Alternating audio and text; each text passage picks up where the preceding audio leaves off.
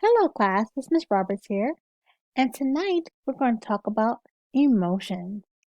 Now, throughout the chapters, we talked about many aspects of communication, from listening to nonverbal communication to culture and about ourselves. So, we're going to dive deeper into what emotions are, how it affects the body, what are helpful emotions versus more debilitative emotions, and how do we become or how do we increase our emotional intelligence? Let's begin.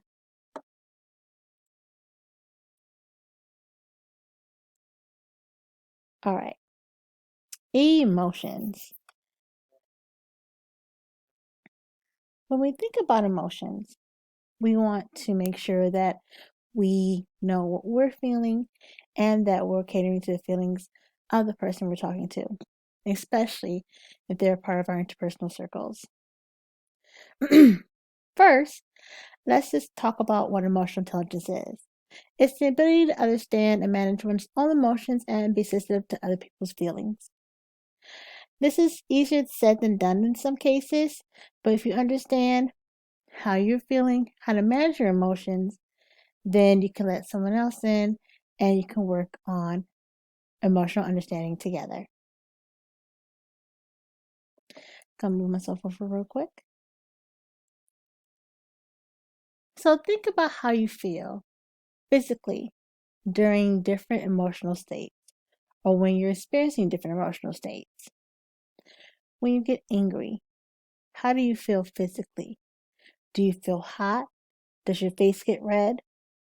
Does your stomach churn? Do you breathe more heavily? Notice where the energy is in the body. Next up, what about when you're scared? Now, when you're scared, sometimes it feels like your limbs are jelly, or you feel a tightness in your stomach. Do you feel like you want to run away? Notice where the energy is placed in the body and notice how it differs from anger. With fear, the energy is pulled towards the center of the body, and with anger, it goes towards the top of the body. Let's look at happiness. Think about what happens to you physically when you feel happy. You feel all warm inside, all these endorphins. You feel happiness from your head to your toes. Look at all that energy. Now let's look at sadness. When you're sad or depressed, you feel like you have no energy. Notice that the red and the yellow are almost non existent, and the extremities are blue. So you feel like you want to lay down. You feel like you have no energy. It feels like you can't move. So, what are some of the physiological changes that can happen during emotions? You can have an increased heartbeat, rise in blood pressure, increase in adrenaline, elevated blood sugar levels, and slowing digestion.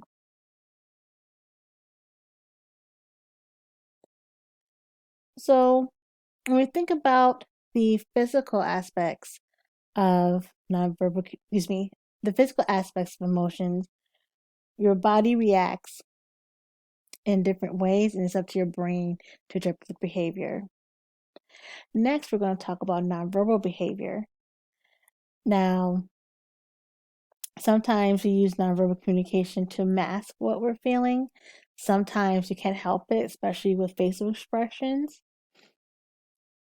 Sometimes people may want to guess how we're feeling. Sometimes we do the poker face and make sure we don't show our emotions. We can't determine the exact emotions, especially since people might hide them. But if you do see changes in someone's nonverbal behavior, you can always ask, what's wrong? Next up, we have cognitive interpretations of feelings. Just like in the recent slide, we had several different physical reactions to emotional stimuli. However,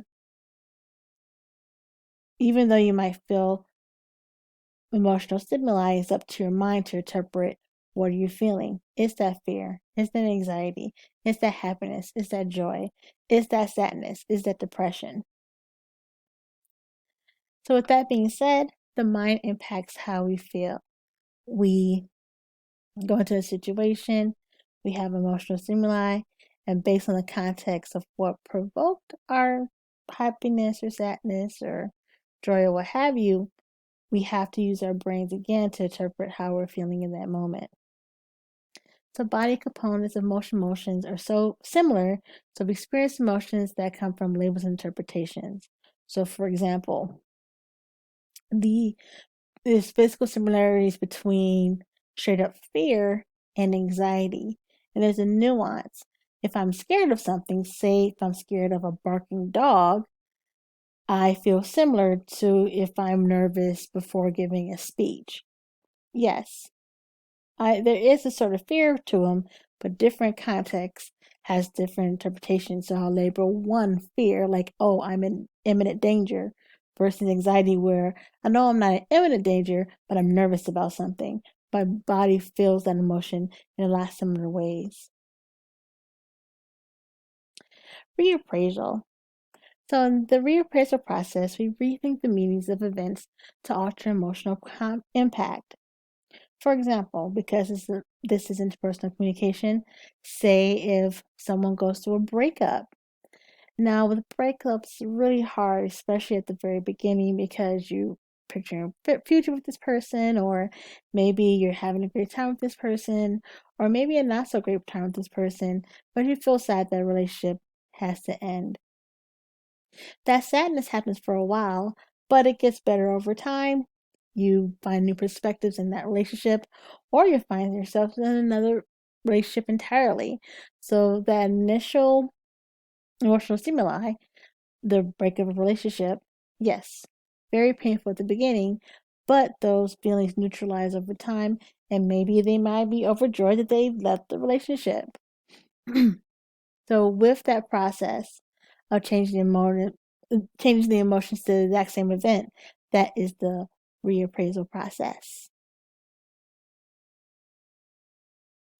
Next up, we have verbal expression. So when we verbalize how we feel, just similar to how our bodies react to certain stimuli, we use our brains to label the difference between being sad and being depressed, being happy and being overjoyed, or being fearful and being nervous. And we use verbal expression to give our emotions that nuance, that all emotions are exactly the same, but there are base emotions, and we can use language to talk about to the degree in which we experience emotions.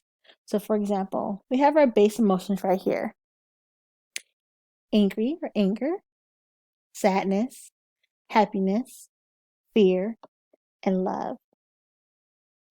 So, on this side, this is the lesser degree. So, it's a step below this baseline feeling. So, I'm not angry, but I'm annoyed. So, it's a step below our baseline being angry. I'm pensive, so I'm a little bit bummed, but I'm not sad. So, a step below sadness. I'm content, but I'm not exactly happy. So, content, I'm straight, I'm okay, I'm doing fine, but you're not just overjoyed happy, but you're okay. Step below happiness. Anxious, not afraid, step below. Love, like, step below love. In these sections, these are a step above, so we're above that initial emotional baseline. I'm not angry, I am furious. I'm not just sad, I'm grieving. I'm not happy, I'm ecstatic. I'm not just afraid, I'm terrified. I'm not just in love, I'm adoring, I have adoration. So, verbal expression, even though we have these baseline cognitive and physical reactions, we use verbal expression to give that some nuance, to give that some levels. Next, we have emotional contagion. Have you ever felt contented, just like the word we used there, and you walked in a room and someone was sad? You noticed it on their face, non-verbally, or they explained what made them sad. Or were you okay or a little bit sad, but you walked in a room and someone had happy news and that just made you feel better? Well, in those two instances, you experienced emotional contagion. What is that, you ask? It is the process in which emotions are transferred from one person to another. So you can get those good vibes, so get those good emotions, or you can get those bad vibes, the sketchy vibes from another person. It can occur with nonverbal communication, and it's almost like you caught someone's feelings. So, say if you want to stay in a contented space, make sure you stay away from those who are not in a contented space. Or if you want to make yourself feel better, link up with someone who feels great and you can catch those emotions.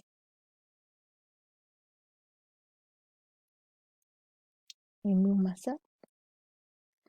So, how do we express our emotions effectively? How do we build upon our emotional intelligence? First, we have to recognize our feelings. Just like the previous slide, we can use our words to talk about our baseline emotions or give nuance by talking to the degree in which we feel emotions. Sometimes you can have conflicting emotions. Sometimes emotions are bittersweet, and it's okay. Be aware of your feelings and identify them. Monitor physiological changes in nonverbal behaviors. For instance, if you feel nervous before going on a job interview, of course you're going to feel those nerves, but you can calm yourself down, do the reappraisal process, and reevaluate those feelings, but monitor what you feel like during those moments. Do you sweat? Do you stutter? Do you breathe more quickly? If you can recognize when the anxiety comes about, you can counteract that intentionally with deep breathing and reappraising the situation. Next up, we want to recognize our thoughts and verbal messages sent to others. How do we express our feelings? Do we express them accurately? Are others open to express themselves to us? Do we have the words for what we're feeling? How do people feel about us? Etc.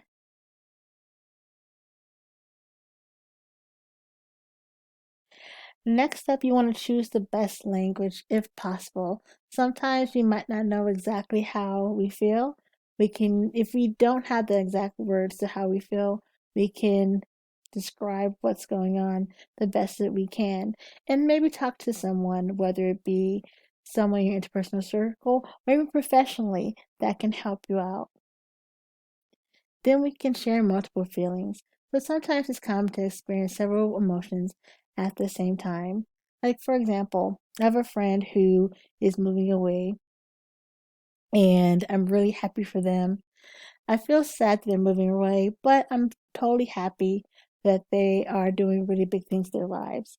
So I can experience both emotions at the same time. Recognize the difference between feeling and acting. But what do we mean? You don't want to fear that getting in touch with those emotions will cause a disastrous course of action. Personally, I have to follow my own example. Sometimes I don't like to get in touch with anger as much because I don't want to say or do the wrong thing.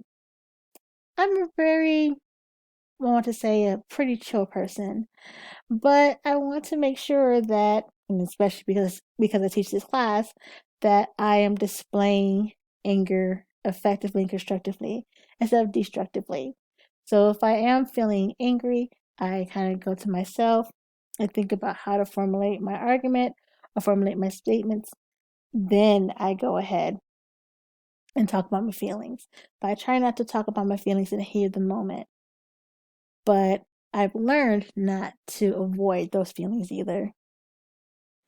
Accept responsibility for your feelings. That's what's coming up next.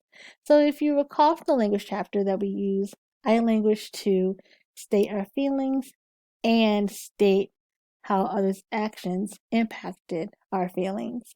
But take responsibility for your feelings and your actions.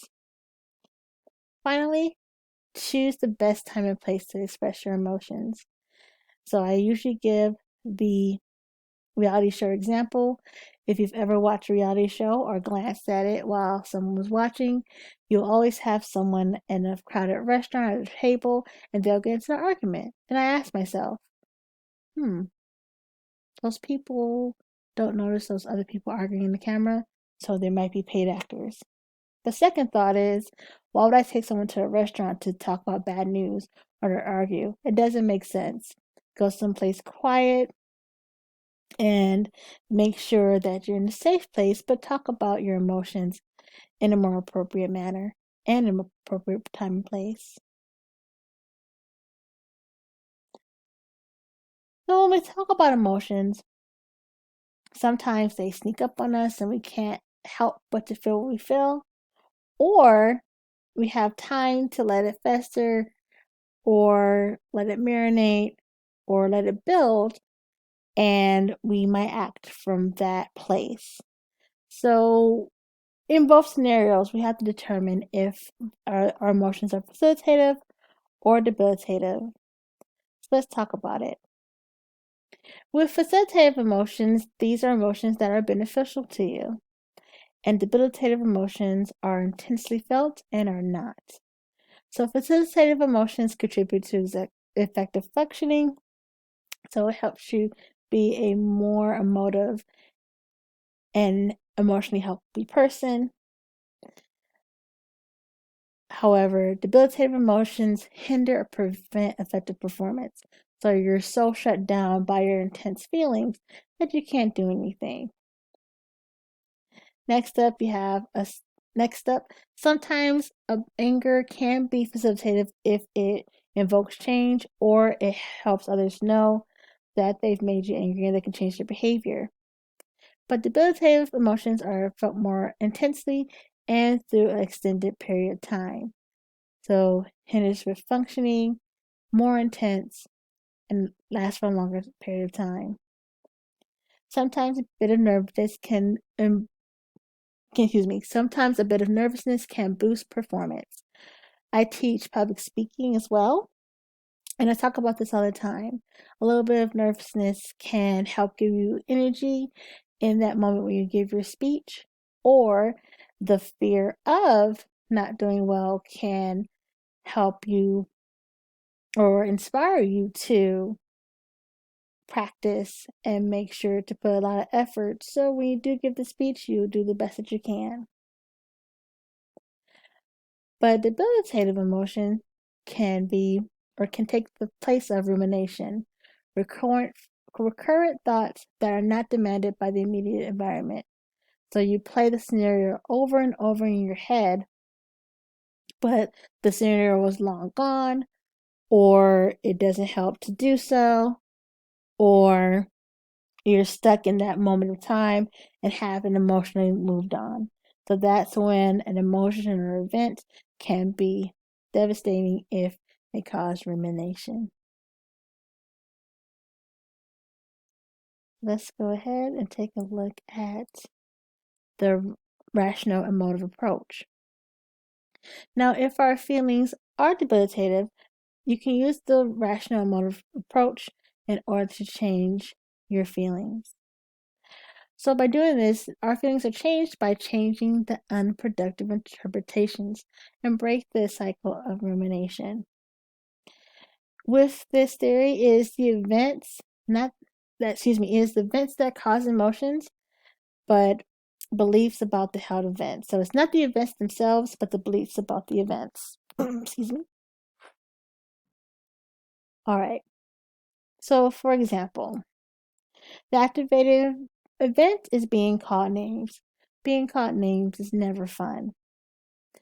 But in this instance, if you're being called a name, some people might internalize it and you might say, I've done something wrong. Because of that thought and belief and because of that event, the consequence is being hurt and upset. Of course. Now, with the rational emotive approach, we're going to change our thought about the belief Even though the activating event stays the same, to change the consequences. For example, someone calls your name, you can say, hey, they're not talking about me. And the consequences is annoyance, but not being hurt. Someone calls your name, what is their problem? Why are you calling me names? You're not talking about me. I don't know what's wrong with you. So the consequences, instead of being hurt or upset, you might be bewildered by their behavior. If you see what I did here, the activating event stayed the same, but in order to change the consequence, such as being hurt or upset, I had to change the thought and belief so there will be a different consequence. So if you have an emotion that you ruminate over, just make sure to think about, okay, you can't change the activating event because of course we can't go back in time. But in order to change the consequence, you have to interpret the behavior differently. You have to interpret the event differently. For example, everything happens for a reason, or it wasn't right, but I'm okay. Or you can say, hey, this person was in the wrong, I wasn't in the wrong, etc. So how do we minimize debilitative emotions? We must first monitor our emotional reactions. If we have that activating event, we have to practice slowing down, maybe taking ourselves away from this situation, and just monitor how do we react so we can practice being more emotionally intelligent in those instances. You can also make note of the activating event. Is there a particular person that's not being nice to you that you need to get away from? Certain type of individuals. So, for example, you clash with certain personality types. I'll give an example. I don't like people who manipulate or try to manipulate me. Just be straightforward. I'll do anything you want. Just be honest with me. You have to lie to me to get me to do what you want. So that type of individual would not get a good reaction after me. Are there different settings that set you off? Are there different topics of conversation that are off limits? If so, you have the right to create those boundaries with others. You can record yourself talk, either on video or write down your feelings in a journal. Dispute irrational beliefs, and you can talk to someone, whether it be your interpersonal circle or a professional, to see, like, hey, is my perceptions irrational or not? And change your self-talk. Instead of being hurt or putting yourself down, speak affirmations to yourself. Believe in yourself. And make sure that you practice reacting emotionally, reacting appropriately to certain situations. All right, let me move myself down here. So how do we maximize positive emotions? How do we be happy just like this lady here? Well, first you want to enjoy and savor positive emotional experiences. Life is about ups and downs, and sometimes it's terrible when you're in your downs, but we want to make sure that we savor those ups as well. Savor the joys of life. Life is a gift. If we do face challenges, regard them as places to grow. You wouldn't be who you are without those joys, but you wouldn't be who you are without those pains either. And know that you survived those things and you're thriving and you're doing great. And whatever situation you dealt with before, you made it on the other side. Focus on what you gained and not what you lost. You can't go back in time. All you can do is plan and go forward. And always choose compassion over contempt. For instance, you might be mad at someone from the past, or you might be mad at someone who did something to you, but sometimes you can forgive, not for them per se, but for yourself, so you can live a happy, healthy life. Okay. So this is the chapter on emotions. Thank you so much for listening to me tonight. We talked about what emotional intelligence is, how do we react physically to emotions, how do we manage our emotions properly, and the differences between facilitative and debilitative emotions. Thank you so much for joining me, and I will see you soon. Good night.